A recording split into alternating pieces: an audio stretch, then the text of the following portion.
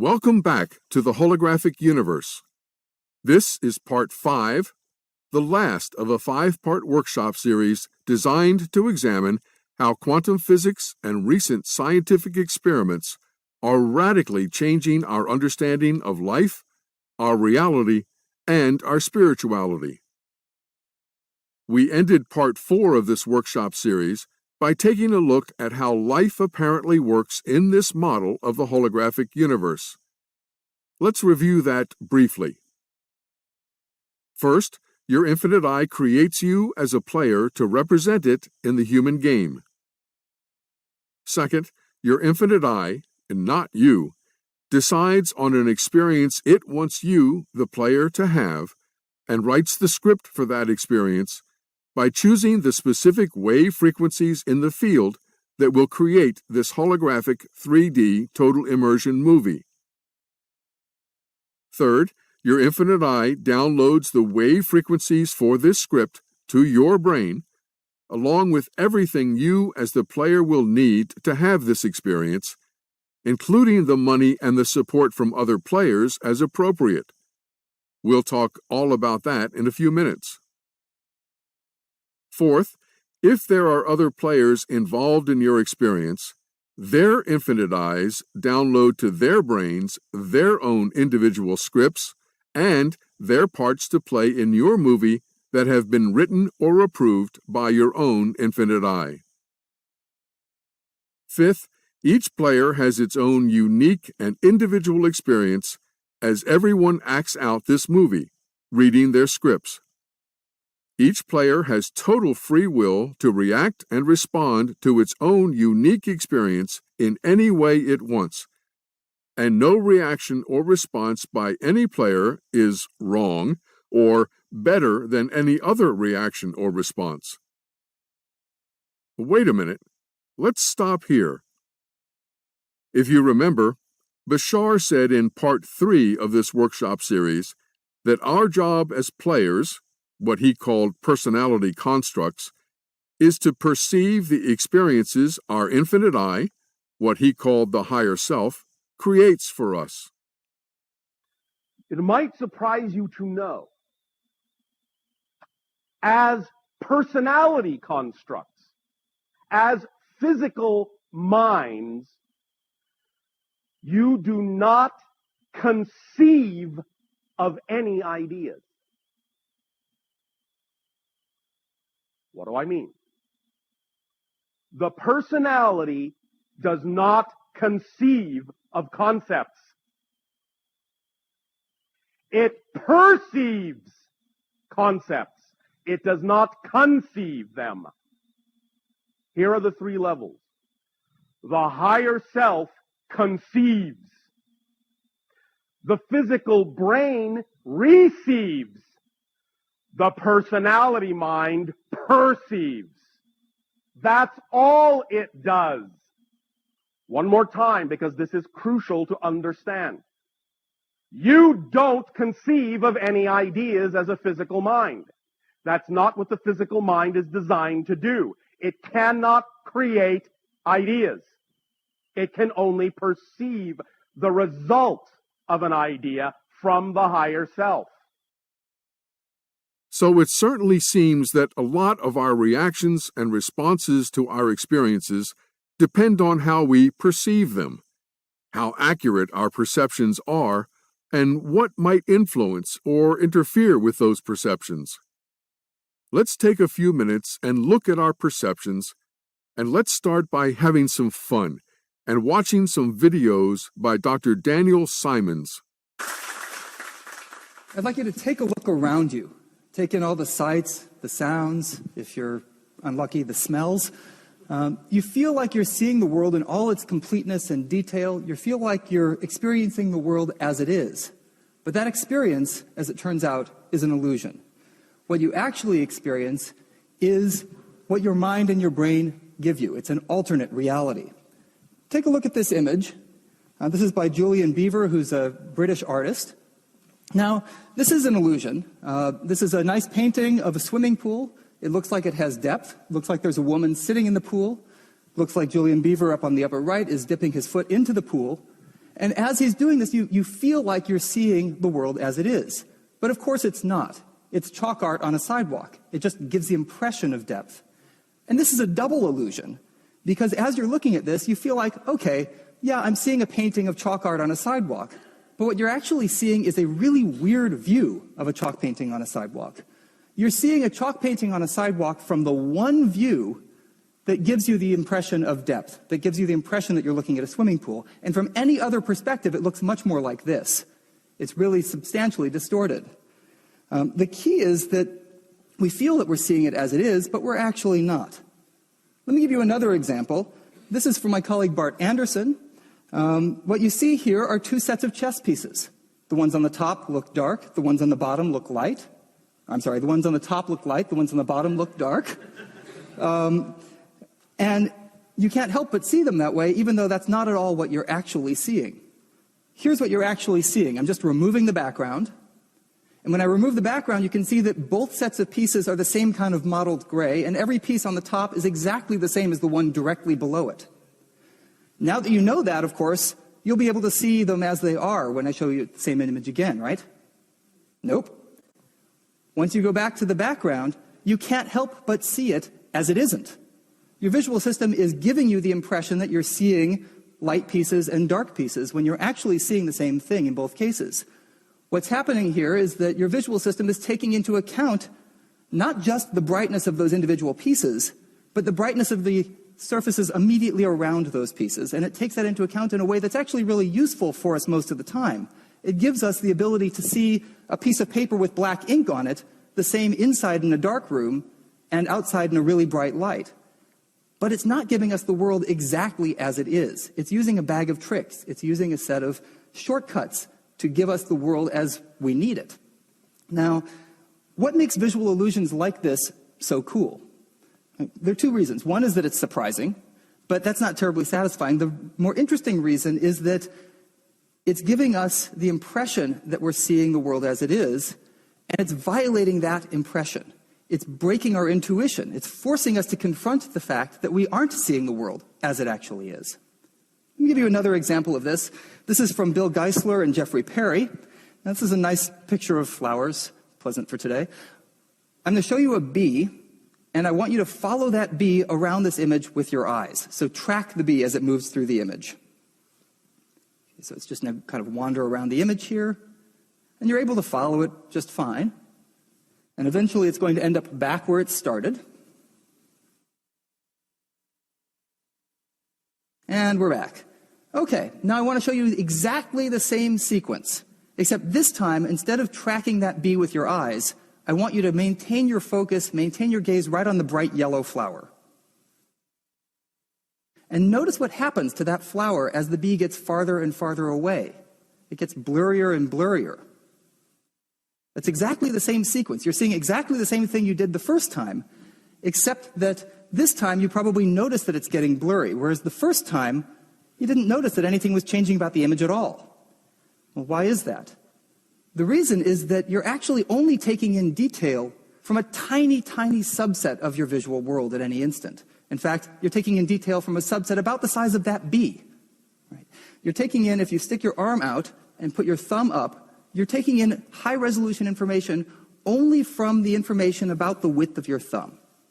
Beyond that, it becomes progressively blurrier, but we don't notice this at all. Why not? Well, we move our eyes 3 or 4 times a second when we're looking at the world. We don't realize we're doing that. And everywhere we look at that instant, we're seeing everything in detail. If something's in our periphery and it's potentially interesting, we look over there and we see it in detail. So we get the impression, the false impression, that we're seeing everything in detail. Let's take a look at this issue. We assume that everyone is seeing the world exactly as it is. And this has profound implications for how we think about the world around us.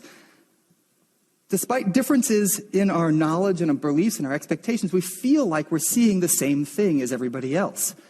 I've used visual illusions as a way of illustrating how we don't see the world exactly as it is, but these sorts of illusions are not just limited to our visual system. They're not just limited to our visual system, they also affect the way we think, the way we remember, the way we reason. We think we see more than we do. We think we see all of the detail around us. We don't. But we also think we remember more than we do and that we know more than we do. And these illusions lead to a really substantial problem. They lead us to think that everybody is seeing the same thing that we are, when in reality, two people looking at exactly the same world could be taking in different information at the same time. Now, what does that mean? It means that any time you have to communicate, any time you're trying to be a trainer or a CEO or a leader, or you're trying to lecture or teach, you have to take into account the fact that your knowledge and your experiences and what you see are going to be different from those of the people in your audience. All of advertising depends on exactly that principle. You have to know what your audience is going to see in the advertisement. Now, the problem is that we all share one thing. Even though we don't necessarily see the world the same, we all share one thing. We share this illusion that we see the world the same as everybody else.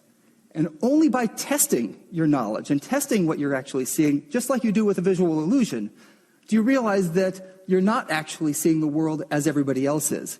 And in fact, we don't all see the same thing. Only by testing your knowledge can you see the world as it actually is. Here are some important quotes from that video. The key is that we feel we are seeing the world as it is, but we're actually not.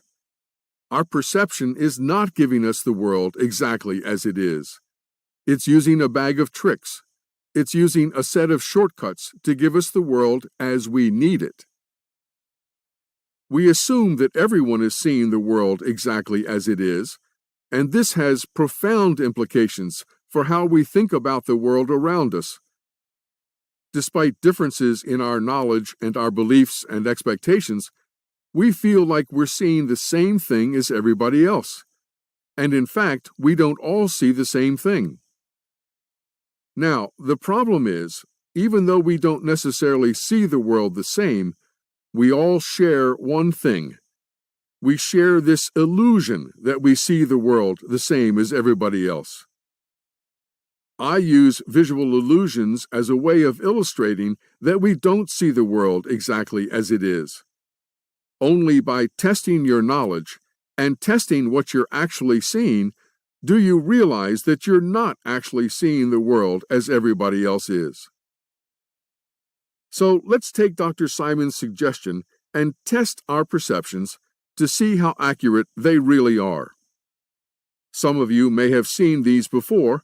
If so, just play along.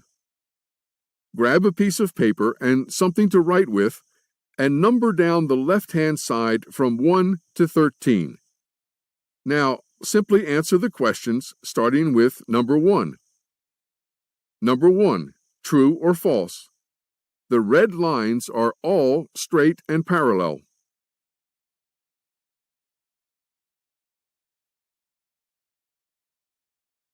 Number 2, true or false? The green column is the largest of the 3 columns.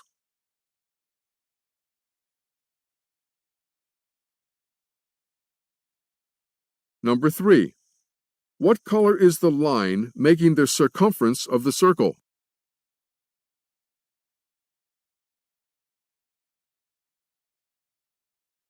Number 4, true or false? The red lines are all straight and parallel.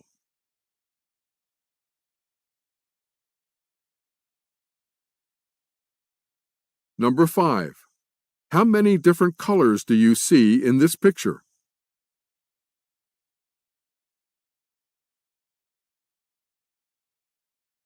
Number 6, which dot in the middle is bigger, A or B?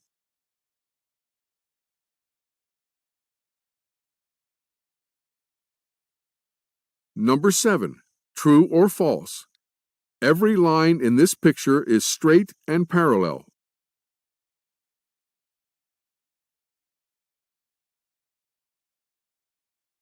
Number 8, true or false? Line A to B is longer than line B to C.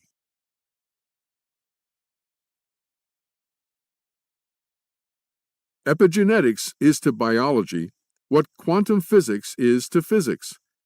It has turned our age-old understanding of biology upside down. Or, as I've put it many times already, the opposite of what we have always believed is true. From epigenetics, we now know our perception of the environment controls our DNA, not the other way around. We're going to watch 3 video clips from Dr. Lipton. In this first video, he's also going to give you a short perception test. So watch carefully. So there are 3 conclusions because I don't have enough time to talk about one, but I will list them. Okay, conclusion 1, perception, how you see life, the switch, controls behavior because that's protein. Perception controls which genes are being read and how they're being read. And the one I didn't have time for right now is the third one. Perception can rewrite the genetic code.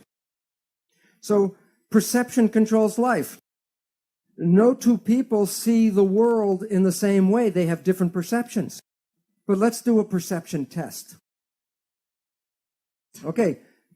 This is the question. The first one is a simple question because it's important because perception controls your biology. So the perception test is a simple one. Is the surface area of A greater than, equal to, or less than the surface area of B?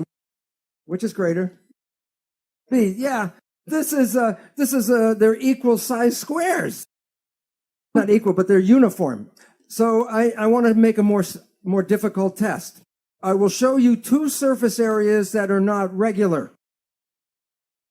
You must, with your mind, see which is bigger. So it depends if you're in the front row or the back row, or you have glasses, or if you're well or not well, what you see. So it's a question. I'll use a map. Which has more surface area, Europe or South America? Calculate in your head the surface.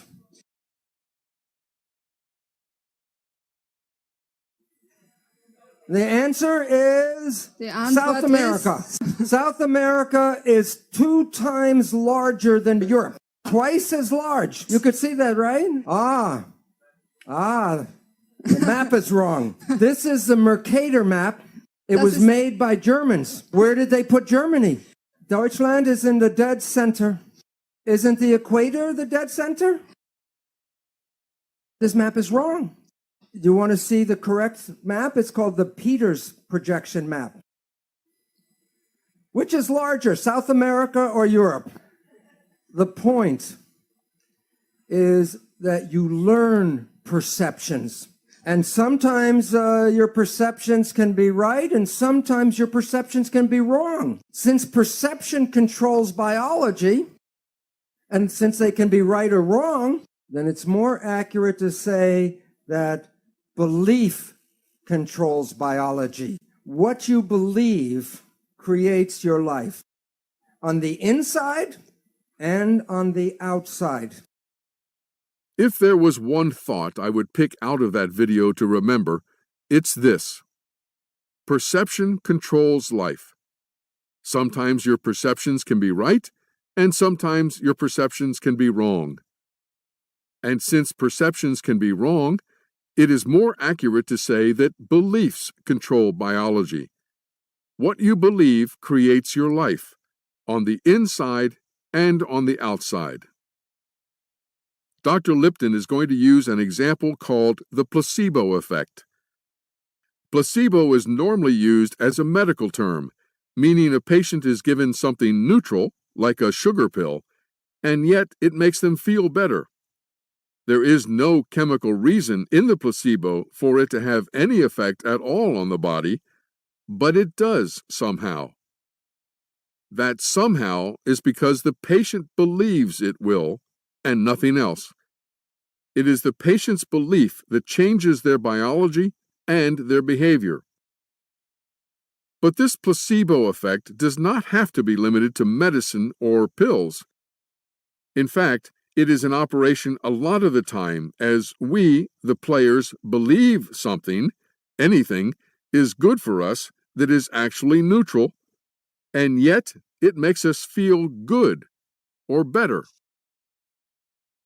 This, of course, is true for all homeopathic remedies as well.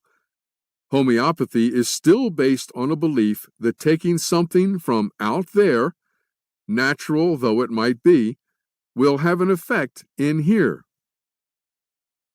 The other side of the coin, and not nearly as well known, is the nocebo effect. This is when a patient, or a player, believes something, anything, that is actually neutral is harmful to them, and it makes them feel bad or worse, when in fact there's nothing in the nocebo that can hurt them at all. Take a look. Now, we have heard of something called the placebo effect, right? The placebo effect is when you have a very positive thought that something can heal you, even if you don't know it, but it's a sugar pill, but you believe it's the real medicine, then you can heal yourself with that. So the pill didn't heal you, it was the thought that healed you. Statistics reveal that 1/3 of all medical healings, including surgery, are the result of the placebo effect. Now, the issue is that the placebo effect is when you have positive thinking. There was a question this morning, what about negative thinking? And this is what medicine does not tell you, is that there is negative thinking, and it's called the nocebo effect. And in the same power that positive thinking can heal you, negative thinking can kill you. They're both the same effect. One is more positive, one is more negative, but the effects are exactly the same on your health. One will heal you, and the other can make you sick. If a doctor tells you you have a disease, or the doctor tells you you're going to die, and you believe the doctor because he's the professional, the belief will give you a disease and can cause you to die. So belief becomes an important part of medicine. Now, many of you have heard about the drug Prozac. Every year, billions of dollars are spent on buying Prozac. And here's a surprise, that the Prozac is no better than a sugar pill, so that it is a placebo drug. And yet the people who take it believe in the drug so much, it makes them better. So if you believe that something is good for you, it will be good. And if you believe that it's harmful for you, it will be bad. In the United States, in the South, there's a religious group called the Baptist Fundamentalists. And this one group works themselves up into a state of ecstasy, religious ecstasy. And they believe God protects them. And so they will work with snakes, poisonous snakes like rattlesnakes, and they will even get bitten by the snake and nothing happens to them. Now look at this though. Some of them will drink strychnine in toxic doses, and when they're in that state of belief, it does not affect them. So if you can drink toxic poison, then why do we worry so much about the toxins or the food and the air and all that? Because we have a belief that the toxins can kill us. And even on the cigarettes, on the package, it tells you this will kill you. But even though I know this, I will not drink strychnine. And why? Because my belief is not as strong as their belief.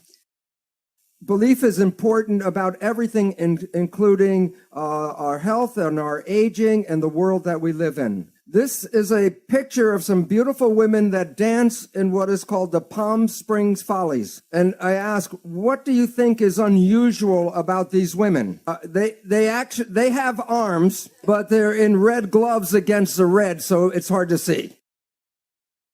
What is unusual? Their ages. To 75 years old. Aging is not in their belief because they have a passion to dance. And the passion keeps them young and alive and healthy. But most of us see other people grow old and expect that we must grow old like they do. In both cases, the placebo, and the nocebo, it is the player's belief and not the actual experience that controls their perceptions and determines their behavior. Dr. Lipton said, "If you believe that something will be good for you, it will be good. And if you believe that something is harmful, it will be bad." He also said, "If you can drink toxic poison, then why do we worry so much about the toxins in the food and the air and all that? Because we have a belief that the toxins can kill us." Belief is important about everything, including our health, aging, and the world we live in. In the next video, Michael Talbot, author of The Holographic Universe, also discusses the placebo effect, and at the end, the nocebo effect as well, tying it directly to Carl Pribram and quantum physics. Pribram, as I said, says that we're thinking with holograms inside our head, and that out there exists something that's more akin to the radio waves in the room from which your TV gets the image. So in essence, we're kind of conscious TV sets. And what we think is reality when we look out here is really just the image on the TV set inside our mind, but doesn't exist out there. And Pribram says this is why there's all kinds of evidence that we seem to respond more to the models of reality in our head than out there. In the holographic universe, I give an example of a psychologist who did a study where he took soldiers and marched them all the same distance, but he told some they marched, like he'd march them all 30 miles or 20 miles, but told some they marched 10, some they marched 20, some they marched 30. But they all marched the same distance. At the end, he took physiological readings and discovered that physiologically they responded not to the actual mileage that they had marched, but to what they had been told, the model of reality that they assumed they had, the reality in their heads. And in medicine, people have used this application of the holographic idea that we respond to the model of reality to say this may be why we respond more to the placebos, to fake drugs. There's a very famous example of a fellow who had lymphatic cancer, tumors the size of oranges all throughout his body. His doctor basically thought he had about 3 days left to live. The fellow heard about a new drug called krebiozin and said, "You've got to give this to me." And the doctor said, "Well, frankly, I don't think you have long to live, and this drug takes several weeks to take effect." The man implored him, and the doctor gave in sort of as an act of pity. He gave the man krebiozin, and 3 days later, the man's tumors melted, as the doctor put it, like snowballs in a hot stove, completely gone out of his body, faster than the strongest radiation treatment could have melted them away. The man is up and around, walking around his hospital room, resumes his normal life, seems to be completely cancer-free. Several months down the line, he reads an article saying krebiozin isn't that effective. Boom, boom, boom, all his tumors come back. He's back in the hospital. The doctor starts to realize that maybe it wasn't the drug that cured the man, but the man's belief. So he lies to the man, and he says, "Those articles are wrong. Krebiozin is effective, and in fact, I've got an even more potent version of it." He injects just salt water into the man's veins. Again, the man's tumors melt away. He resumes his normal life. Unfortunately, many months down the line, he reads final studies on krebiozin saying it's completely ineffective. Boom, boom, boom, his tumors come back and he dies. But the bottom line is somehow this man had the ability to access some deep level of healing himself. It wasn't the drug, because salt water worked just as well as this alleged drug. And so again, here's an instance where he responded to the model of reality in his head, this deep belief that this drug would heal him, even though he wasn't even receiving the drug at a certain point in his treatment. And his body responded in kind. And that, to me, is the most exciting aspect of the holographic idea. And there are countless examples of it. There's a study of a new chemotherapy in England where they took a group of cancer patients. Half the patients they gave the drug, half the patients they gave a placebo, a fake. No one knew who was receiving the real drug or not. They told all the patients, "This is a very toxic drug, may cause you to lose your hair." 30% of the people receiving just the fake lost their hair. And when I first heard this, I immediately thought, oh my gosh, about every donut that I'd ever eaten in my life, and thought, oh, this is really bad for me. That I may be responding to the model of reality more than the nutritional aspects of the donut. There was a last decade called "You Are What You Eat." Once again, a catchy slogan, but not true. You are what you believe about what you eat. Not so catchy, but a lot more accurate. But getting back to Dr. Bruce Lipton, in the next video, he uses the analogy of a camera taking snapshots of the physical world our brain has projected out there. But, he says, our beliefs act like filters on that camera, filtering out certain frequencies and changing the picture that comes in. The video you are about to watch is very poor quality, and the sound actually goes out of sync in places. It was one of the early workshops Dr. Lipton gave and not professionally produced. But still, the information is so important that I ask you to put up with that and listen carefully anyway. Here's the point. We adjust our genes to fit the environment that we think we live in. And I say we think we live in because perception may be right and perception may be wrong. And therefore, perception is belief. And if this is true, do you understand what this means? It's belief that changes your genes. It's your perception that changes your genes. It's not an accident. And so this chart out of Science, which is about Cairns' work about genetic changing, I marked this one with an asterisk because when this article came out, this box was called Genes of DNA Metabolism. There's now a new name for that.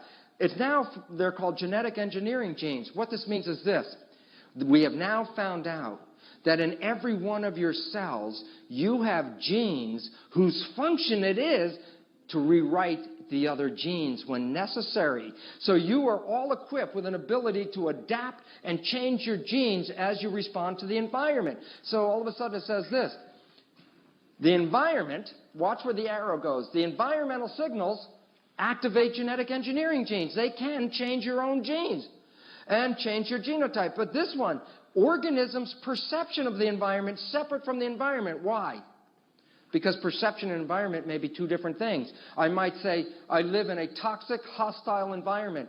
But that might be my belief. I might be in a very supportive environment. So it says, my perception may differ from the reality of the environment. But nonetheless, what does perception do? Follow the blue arrow. Activates genetic engineering genes. Your own beliefs are selecting your genes. And if you don't have the right genes to handle the stress that you're in, your belief will rewrite your genes in an effort to do so. So all of a sudden it says there's a lot of control over your life, but it's mediated by the perception of the environment. That's what's controlling the whole thing. So our third conclusion is not only does the perception activate behavior, not only does the perception activate the genes, but when necessary, perception rewrites genes. So what's the conclusion? Are you genetically controlled? Are you at the behest of your heredity? Are you a victim? Absolutely not. Why? Because by adjusting your perception, you can adjust your behavior. By adjusting your perception, you can select different genes in your function. By adjusting your perception, you can rewrite your genes. Now, I wouldn't want you to rewrite your genes because 95% of us got here with very appropriate genes to survive and have a great life. Here's the problem. Almost always when you rewrite your genes, you do a negative process because your genes were already working. And so lots of illnesses and things like cancer, 95% of cancer has no hereditary linkage. 95% of cancer is actively produced by an individual's perception rewriting their normal genes and making cancer genes. All of a sudden, unfortunately, remember when I told you when you were a victim of your heredity, you could be irresponsible because the genes just came that way. If you understand what I'm talking about, then all of a sudden you say, oh my goodness, then how I see things, how I believe things are going on become important. The answer is, well, if you think your behavior or the selection of your genes or the rewriting of your genes is important, then the answer is yes, because all of these are connected to belief, because perception in humans is related to belief. So you have the ability to change anything in your body. Unfortunately, if you got here healthy and you change it, that usually means you're making it less effective as a living organism. So the bottom line is this. The perception of the environment, your nervous system sees the environment and interprets it. So here's the real environment. Here are the cells. Interestingly enough, if I would take dystrophic patients and take muscle cells out of their body, in many cases, when I took the cells out of the body and put it into a good environment, the cells grew beautifully and grew healthy and well. But when they were in the body, they didn't. Why? Because somewhere between the environment and the cell, the perception got involved with it. So our beliefs are altering our biology at every moment, at every time. So in conclusion, let me wrap it up and show you this. Here's the point. The body is like a camera for the following reason. Whatever the environmental signal is, it's picked up by the lens. So the camera sees something, the lens picks it up and translates it into the film, where you make a complementary copy, so that the camera always makes a complement of what is found in the environment. Well, the truth is, in biology, it's the same thing. The cell is like a camera. Whatever is in the environment, the membrane is like a lens. It picks up the image and sends that image to the nucleus where the database is. And that's where the stored images are. And the interesting aspect about it is this. The cell will make a physical structure to complement the environment. So that's, if you're a diagnostician and you're looking at somebody's health, their physical expression is a reflection of the environment that they're in, because they're making that mimic. So the bottom line is this: when you open your eyes, is this the image you see? The reason why. If you open your eyes and live in this stressful situation, what are you going to do to your physiology? Adrenaline, fight or flight, shut down growth, shut down the immune system, and be less intelligent. But you could easily look at the world and see a much better, healthier picture. For example, Max Field Parrish's ecstasy. When you see this picture, so the question is, I could see this world and see this, and what do you think I'm going to be in, growth or protection? Growth. So the bottom line is, how I see it is adjusting who I am. Well, the interesting part about that is as follows. The perception interfaces between the environment and your biology. But your perception is belief. And therefore, beliefs act as a filter between the real environment and your biology. So your belief filters interfere if they're not accurate. If your beliefs are off, you're going to select genes that are inappropriate for the environment. So again, what keeps you in balance? Keeping your perception clear. So the bottom line is this: we actually end up with a filter between the environment and the camera, which is learned. We learned these filters. Before we were born, we were already learning. On the weekend course, I talk about conscious parenting. Many of your beliefs were already installed in you before you were born through the interaction of your mother and her perception of the environment, because she was helping. Mothers and fathers are actually are genetic engineers. They are selecting genes in their offspring as they develop, so the offspring fits the environment that the parents live in. Interesting point. Well, the question is this. We have filters. So, you've got envelopes that you came with. There's a red and green filter. Let's call these belief filters. And what I would like you to do is put one or the other filters in front of your eyes. Pick a red one or a green one, whatever one they got, and hold it up in front of your eyes and look at the screen. I'm going to ask you a question, and don't open them up. If they're double, keep them folded, okay? Here you go.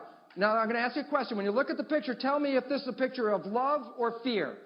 When you see it, does it look like love or fear with your glasses on? Put the glasses on. Are you living in love or are you living in fear? Okay, now take the glasses off and find the other glasses. Okay, you got a different set of glasses now?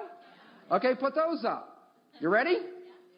Are you living in love or are you living in fear? Okay, are you living in love or are you living in fear? Well, here's the simple point. This is the beautiful point. Life has everything in it. Life has everything, but you will only see what you have perception filters to see. And you were taught perception filters. You were taught by your parents. You were taught in school. You were taught how to see life. And here's the beautiful part. We can remove these filters that have interfered with our lives. Of course, as a cell biologist, Dr. Lipton focuses on the body, and in particular, the genes. We adjust our genes to adjust to the environment we think we live in. And I say we think we live in because perception may be right and perception may be wrong. I might say, I live in a toxic, hostile environment, but that may be my belief. I may actually be in a very supportive environment. My perception may differ from the reality of the environment. Your own beliefs are selecting your genes. He says it again and again. It's belief that changes your genes. It's perception that changes your genes. Not only does perception activate behavior, Not only does perception activate the genes, but when necessary, perception rewrites genes. Since Dr. Lipton equates perception and belief, that sentence could read, not only do your beliefs activate behavior, not only do your beliefs activate the genes, but when necessary, your beliefs rewrite your genes. Our beliefs are altering our body at every moment, at every time. Your belief filters interfere if they're not accurate. But we can remove these belief filters that have interfered with our lives. This is such an extremely important point. Dr. Lipton did not say we can change these belief filters that interfere with our lives. This is not about changing belief systems. This is not about trading one belief system for another one. This is not about replacing negative beliefs with positive beliefs, or about the power of positive thinking, which is a belief in itself. This is about removing, letting go of our beliefs altogether.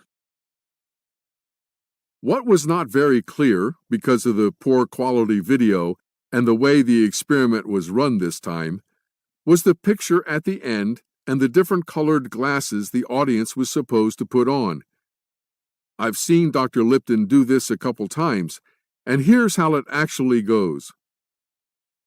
Dr. Lipton puts a picture on the screen. If the entire audience puts on the glasses with the red lenses, or the fear filter, they would filter out everything in the picture that was red, leaving the picture full of fearful things.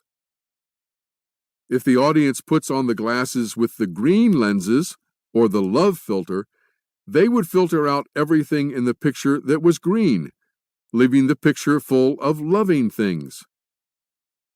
Then Dr. Lipton said, "Life has everything in it, but you will only see what you have belief filters to see." That's how belief filters work. They determine what we see, how we perceive things in our holographic 3D total immersion movie. So, are you ready for the heresy?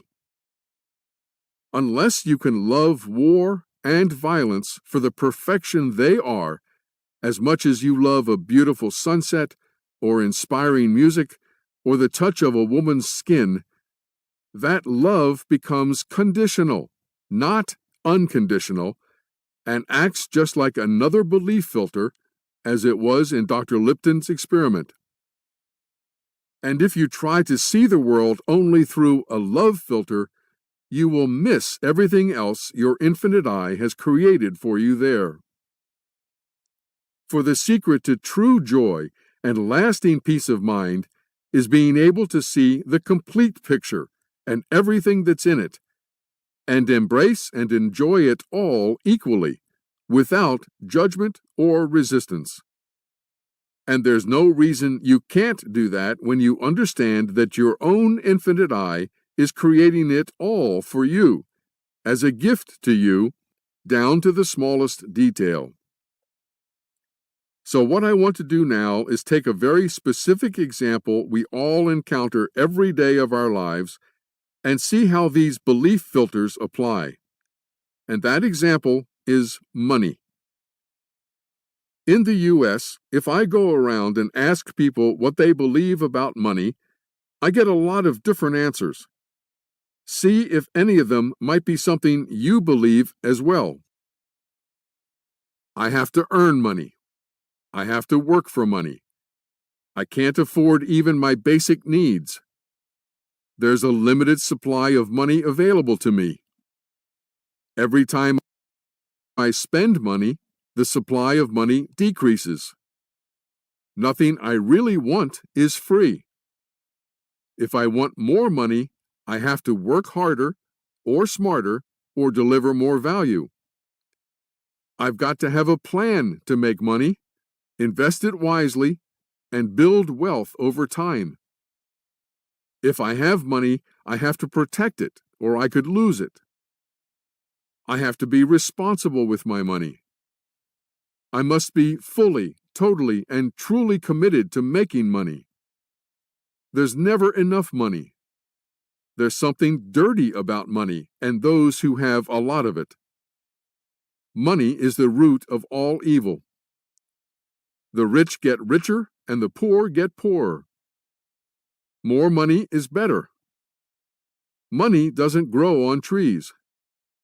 Some have the gift of making money and others don't. Money doesn't come easy. You can't have money and be spiritual.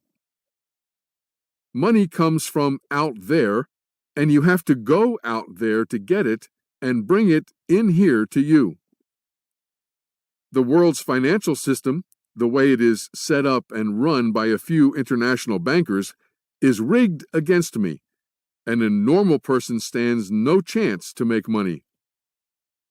And the one that pushes my button so much, I've tried to use the secret and the law of attraction and visualization and meditation and other self-help techniques to manifest money, but they didn't work.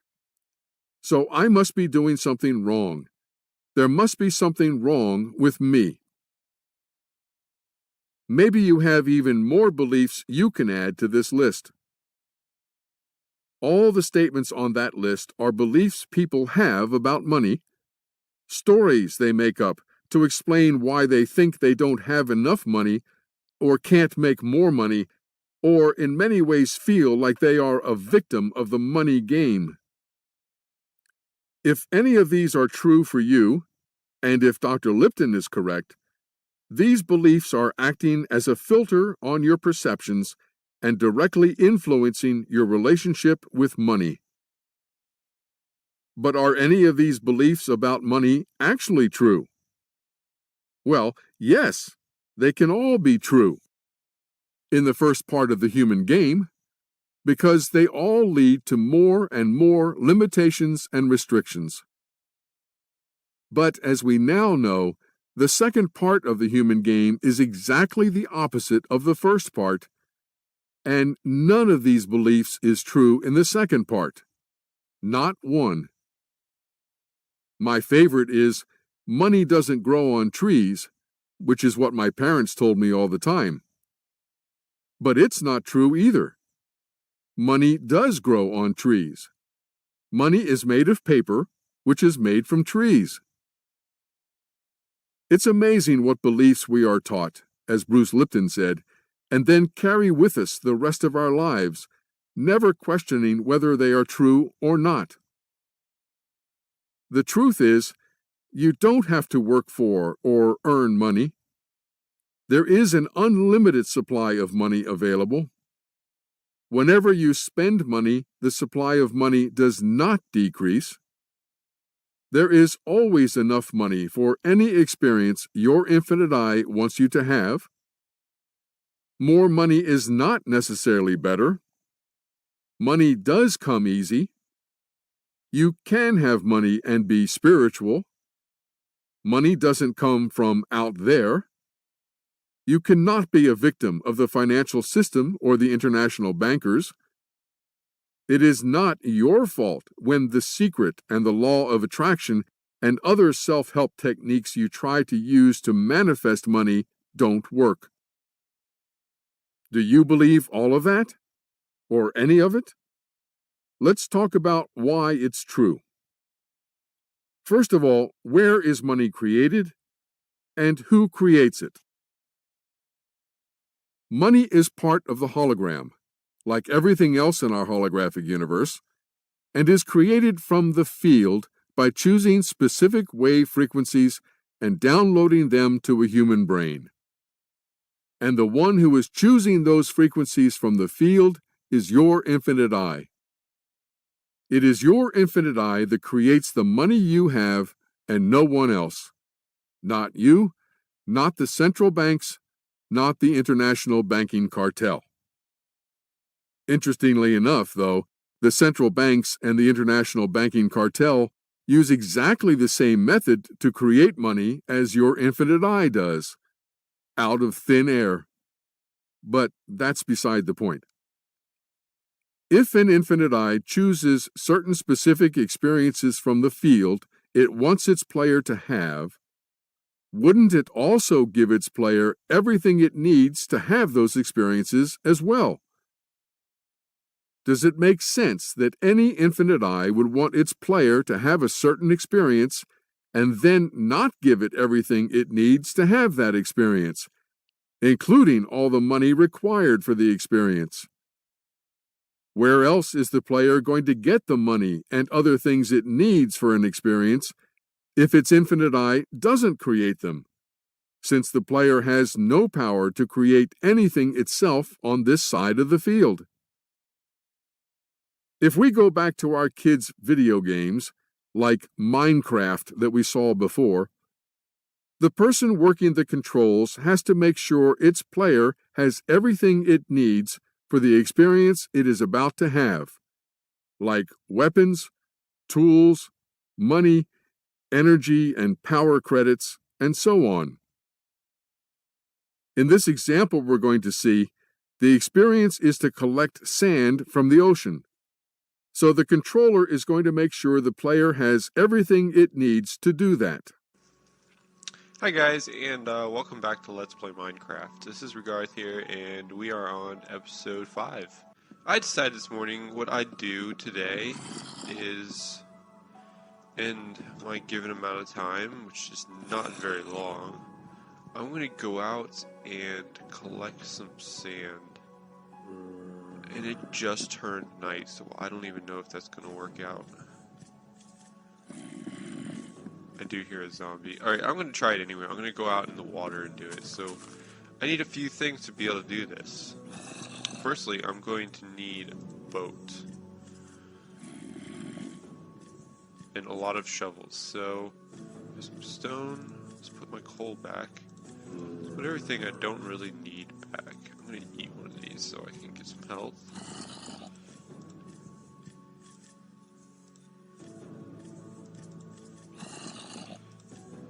Okay.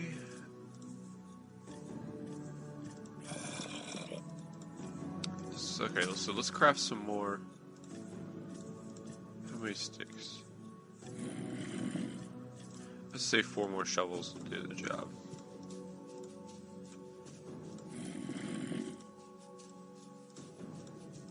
Shovels do break pretty fast, so I will need a few of them. And let's go ahead and just eat this now. And make a pair of boots so that I have a little bit more armor. And you can see my armor gauge went up down there in the corner. And what else do I need? Is that it?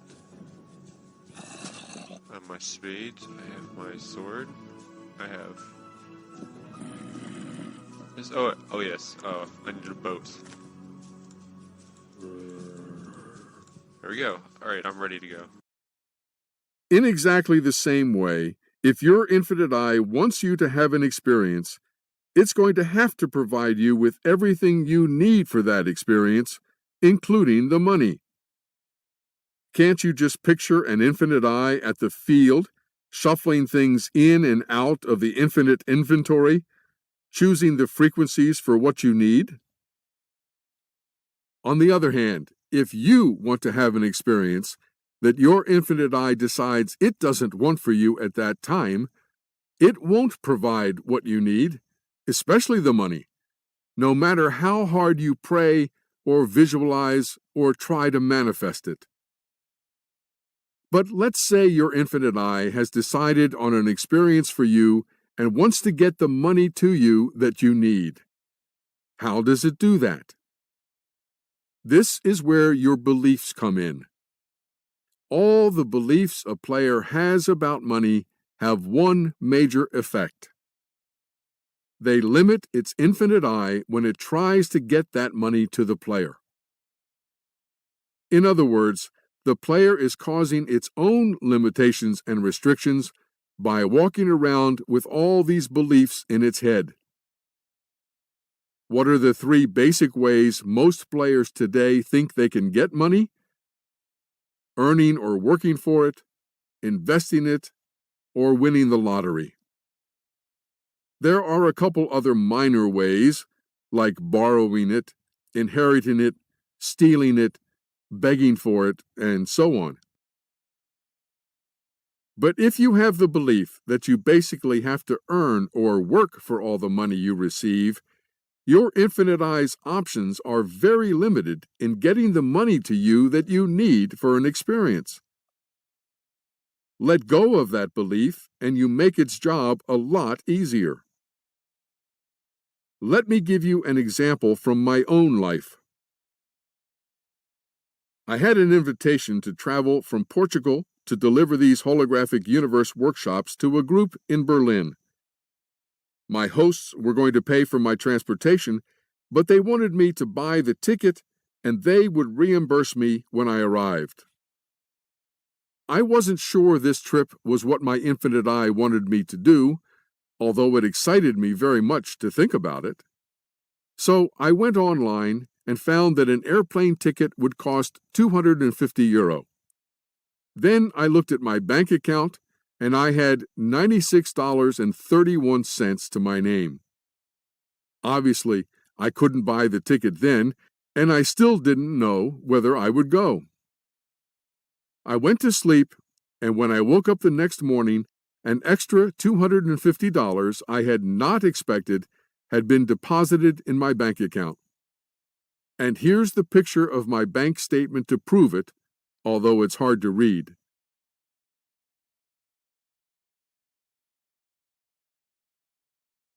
I took this screenshot of my bank account because I figured no one would believe me if they couldn't see the evidence. I will admit that $250 is not exactly the same as €250, but still, I now had enough money to buy the ticket and confirmation that my infinite eye wanted me to make the trip. The point is that I did absolutely nothing to earn or work for that $250. I did nothing to try to make it happen. I did nothing at all. I went to sleep. The money just appeared in my bank account overnight because I no longer had the belief that it couldn't. That has happened time and time again as I have applied this model in my life. My infinite eye has always provided the money for whatever experience it wants me to have, but not necessarily for whatever experience I want to have. And that money has most often come from very unexpected sources that I could not have imagined or created myself. So I now have complete trust through personal experience that my infinite eye can create money for me out of thin air. But I'm not yet at the point where I can just hold out my hand and have money appear, like Sai Baba did with vibhuti and jewelry. That would still freak me out. Yet I know it's possible if I could let go of my fears about that as well. I could give you lots of examples from my own life like this, but let's just do a couple more short ones from other people. A friend of mine and his friend were in Monte Carlo, and they suddenly had a very exciting idea to go to the casino. My friend had just been to the cash machine and gotten 3 €100 notes, and he and his friend knew that was all he had in his wallet. But they found out it was a €500 minimum to gamble, so they decided to pool their money and see if they had enough. My friend took out his wallet and counted one and then a second €100 note. But the third one was a €500 note. My friend and his friend looked at each other in amazement. Both of them knew my friend only had what he had just withdrawn, 3 €100 notes. So they believed this wasn't possible. And right before their eyes, the €500 note changed back into a €100 note. A woman owed her bank $10,000 for a loan she had taken out. She got a bank statement saying her balance was zero. She immediately called the bank and told them they had made a mistake. They agreed, and the balance she owed was restored to $10,000. Another woman had a $30,000 mortgage on her house. She also received a statement from the bank that her balance was zero. She expressed great appreciation to her infinite I and went on about her business. And if you have a moral or ethical problem with that, I would point out that that's a belief system as well, which you might want to consider letting go of. If you were in a virtual reality machine and you watched your bank balance go from $100 to $100,000 in 10 seconds, would you protest and say, "But I didn't earn or work for that money"? Would you call the bank and tell them they made a mistake? Of course not, because you know it's a virtual reality and the money's not real.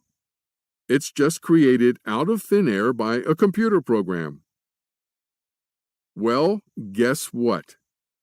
Now we know the holographic universe is a virtual reality, and money is created out of thin air by our infinite eyes. And it might be wise to start letting go of our old beliefs that make it harder to get that money to us. Am I suggesting that you don't need to do anything in order to have money? That you don't have to earn or work for it, for example? Yes, that's exactly what I'm suggesting. About all a player needs to do in order to receive money from its infinite I is get its beliefs out of the way about how that money can come to it. That was the one good thing about The Secret. It allowed people to let go of the belief that a BMW could never just show up in their driveway.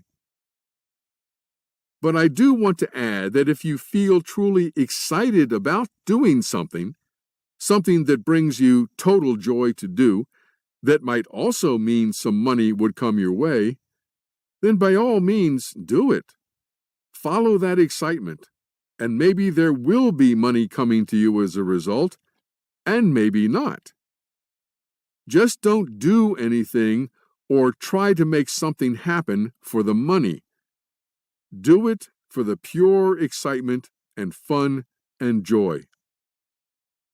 And remember, all the money you have ever received in your life came from your infinite I. There is no other possible source for it. All that's required for you to have money is for your infinite I to want you to have it and create it for you, and for you to be able to receive it without blocking it with your beliefs.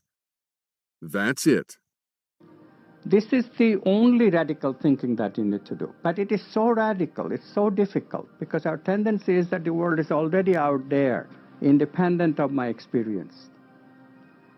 It is not. Quantum physics has been so clear about it. I just had to play that one last time. Obviously, this does not just apply to money, but to everything we need as players to play the human game. Someplace to live, food to eat, and relationships with other people. If you start living this model, you will get first-hand experience with this and know, as I do, with certainty and trust, that your infinite I will always provide everything you need to have whatever experience it wants for you, including the money. There's a quote from the Christian Bible that I like. So do not worry, saying, "What shall we eat?" or "What shall we drink?" or "What shall we wear?" Your heavenly Father knows that you need them. But seek first his kingdom and his righteousness, and all these things will be given to you as well. At this point, the question is often asked, how can we get our infinite eyes to create more money for us, especially since we want to do good things with it? Could we just ask for it or pray for it? Can't we just manifest it using the secret, for example? Of course you can pray for it if you like, if that brings you joy. There's always an open connection between you and your infinite I, and you can always send a request to it in any way or form you want.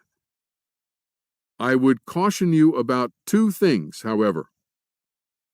First, only pray or request once. Don't keep repeating the same prayer or sending the same request. Your infinite I got it the first time, and all subsequent prayers or requests simply mean that you think your infinite I is slacking on the job because you haven't gotten what you want yet, and you want it now. Or, as I like to say, instant gratification is not fast enough. But maybe your infinite I doesn't want to honor your prayer or request, because to do so would interfere with other plans it has for you that you're not aware of. So the other thing is not to be attached to the outcome of any prayer or request. You are free to desire and ask for anything you can think of. Desirelessness is not some kind of virtue. But you can't be attached to actually having any of those desires fulfilled. It's the attachment to the outcome that we need to let go of. Perhaps that's what the Buddha was trying to say.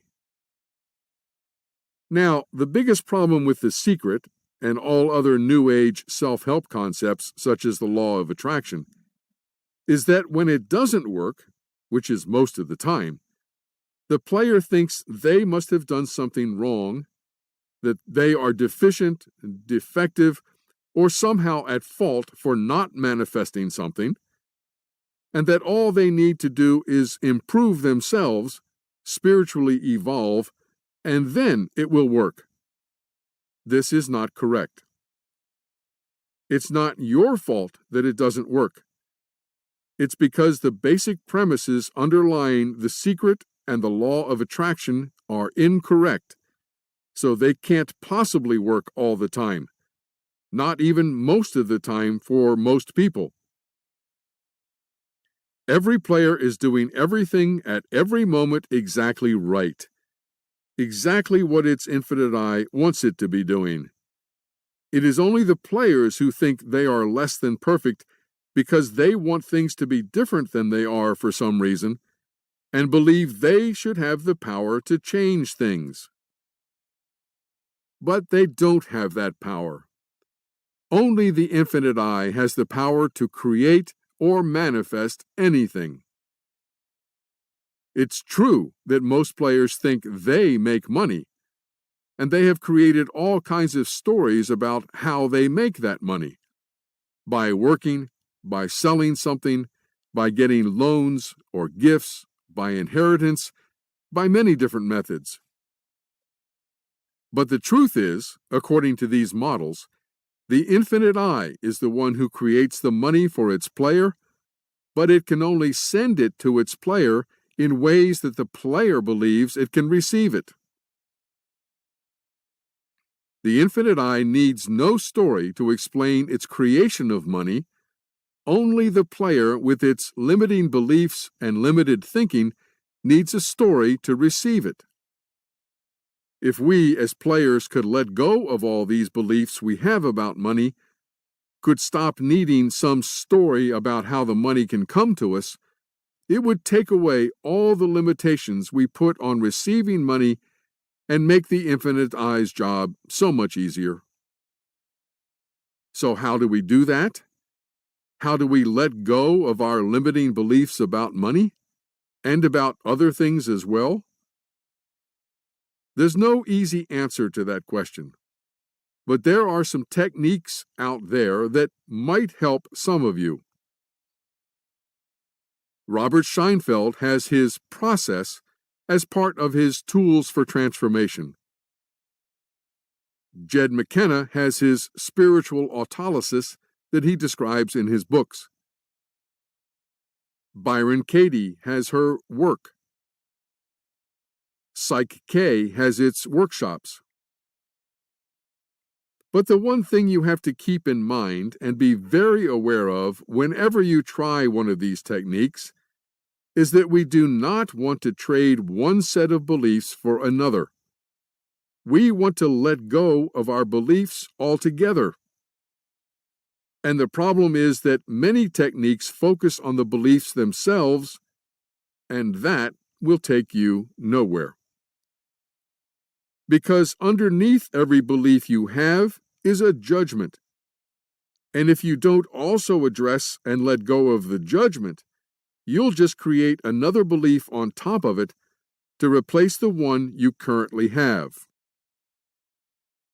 As I said in Part 4, talking about the rules of the human game, fear and resistance are the foundations of the first part of the human game, and judgments and their resulting beliefs are the glue that keeps the illusions together. A belief is simply the result of a judgment hiding in the corner of your mind, just like an opinion is the result of a belief you have adopted. Let me say it simply. At the basis of all opinions are beliefs. At the basis of all beliefs are judgments. At the basis of all judgments are fears. And at the basis of all fears is a layer of the ego defining who you are and trying its best to maintain its existence. A couple quick examples, true stories. My date turned to me at a party, pointing to a very nice-looking older woman on the dance floor who was dressed a little sexy, and said, "That woman's a tramp," which was her opinion. When I asked, "Why do you say that?" my date responded, "She should dance more appropriately for her age." That was her belief. Under that belief is a judgment. Perhaps something like, "It's wrong to be showing off your talents or your body." And under that judgment is a fear. Maybe, "I might lose my man to someone who looks and dances like that, and then I'd be alone for the rest of my life." And under that fear is a layer of the ego that whispers, "I'm better than her, and I don't have to show off to prove it." If my date let go of her belief that the woman should dance more appropriately for her age, but kept the judgment that it's wrong to be showing off your talents or your body, she could simply form a new belief about the way women talk, or walk, or dress, or the length of their hair, to replace the old one about dancing. I had a very good friend who had opinions, beliefs, and judgments about women who wore the color pink. Didn't want to have anything to do with them. He's single, by the way, based on some past experience he had, or maybe just his gut feeling. And he decided that his opinions, beliefs, and judgments were correct, and didn't want to think about letting go of them. And that's fine. But it wouldn't surprise me if his infinite eye sent him the perfect woman for him, dressed in pink, to give him another opportunity to think again. Another dear friend had the same kind of opinion, belief, and judgment about people who smoke. Fortunately, she let go of them when a man appeared in her hologram who smoked, and they've now been happily married for years. But this discussion is beyond the scope of these workshops. If you want to go further into this topic, I suggest you read my free ebook. Right now, I want to focus on the judgments we have that give rise to the beliefs we hold so that we can let go of them. And if there's one thing I hope you will take away from these 6 hours of workshops, more important perhaps than all the quantum physics stuff and the brain research and the models, it is that our judgments about our experiences, those arbitrary and arrogant, I might add, decisions about right and wrong, better and worse, good and bad, good and evil, are what cause all our pain and suffering. Because the problem is that as soon as we judge some experience to be bad or wrong, or worse than we want it to be, we begin resisting that experience. And if there's one law that seems to be at work in both parts of the human game, it's what you resist persists. In other words, my infinite I might be creating the same or similar experiences for me as long as I judge and resist them, which is an interesting new way to look at karma. And that includes war and violence, and all the other things many people are resisting and trying to get rid of in their lives and on this planet. Take an objective look at what's going on out there. As far as I can tell, there are more peace workers than ever before, and there's also more war and violence than ever before. What you resist persists. As long as we resist war and violence, they will continue, and maybe even increase. Buckminster Fuller said, "You never change things by fighting the existing reality. To change something, build a new model that makes the existing model obsolete." The way I would say it is, instead of judging and resisting what you see and trying to change it, follow your excitement and live something radically new. Or, as Mahatma Gandhi said, be the change you wish to see in the world. But if it is your excitement and total joy to step in front of a tank, do it. But do it because it excites you in the moment and brings you joy, not because you are judging war and violence to be wrong and trying to stop it. If you remember, in part 4 of these workshops, I talked about the human game having 2 parts. Many people are judging and resisting being in the first part, trying their best to get out and into the second part. But what you resist persists. As long as we judge and resist the first part of the human game, we're likely to stay there until we don't anymore. Ironically, it seems that you can't leave the first part of the human game until you no longer want to, until you no longer resist being there, until you totally embrace and accept the first part for exactly the perfection it is. But, I hear many people protesting, how can you call all the pain and suffering I see out there perfect? And now we're back full circle to the question of perception, how we perceive things, as Bashar would say it. In part 4, I said we do not have the power or ability to change anything we see in our holograms, and we can stop wasting our time and energy trying. But we do have the power to change how we perceive our holograms, and then change our reactions or responses to them by removing our judgment, belief, and opinion filters, as Dr. Lipton would say, allowing us to see the complete picture as it actually is. Before we end these workshops, I want to quote again from the King James Version of the Holy Bible. From the book of Genesis, the first book of the Bible. And out of the ground made the Lord God to grow every tree that is pleasant to the sight and good for food, the tree of life also in the midst of the garden, and the tree of knowledge of good and evil. Please note that in the middle of the Garden of Eden there was not just one tree, which we all know about, but 2 trees, the tree of life, and the tree of knowledge of good and evil. And then God created man and woman, and they were both naked, the man and his wife, and were not ashamed. Please note that there was no judgment from the man or woman about their nakedness. Unfortunately, this lack of shame and guilt didn't last very long.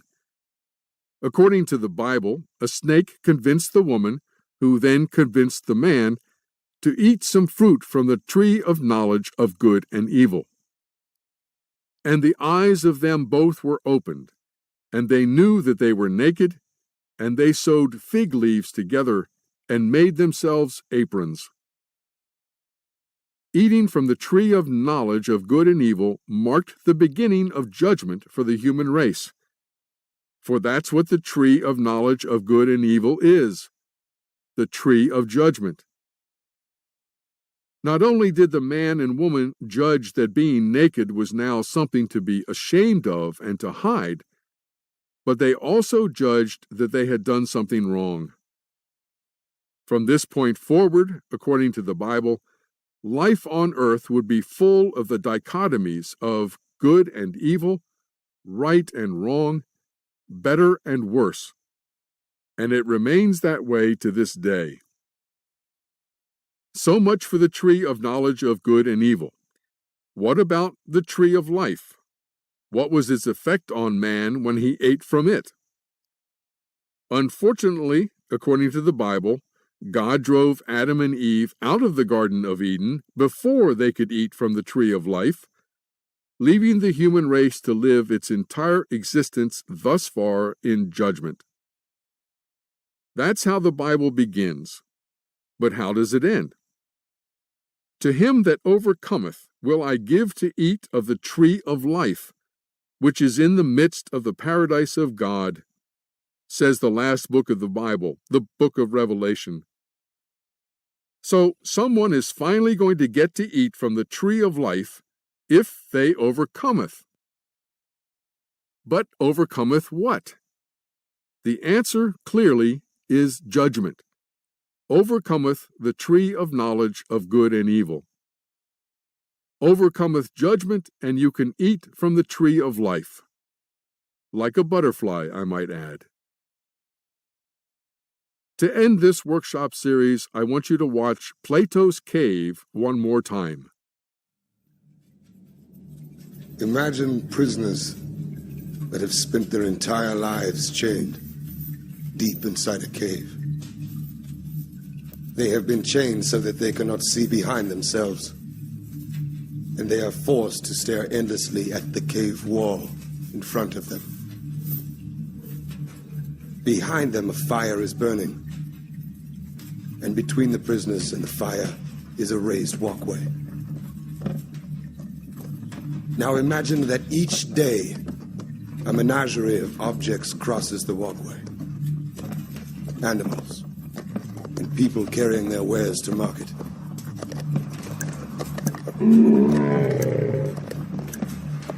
Their shapes create an intricate shadow play on the wall in front of the prisoners. This is the only world that the prisoners have ever known.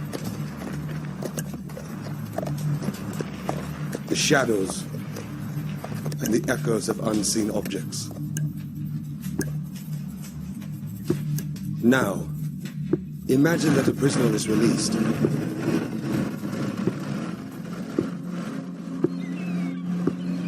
After some time adjusting to the blinding light, the freed prisoner will begin to experience the world outside of the cave for the very first time. And it is like nothing he could have ever imagined.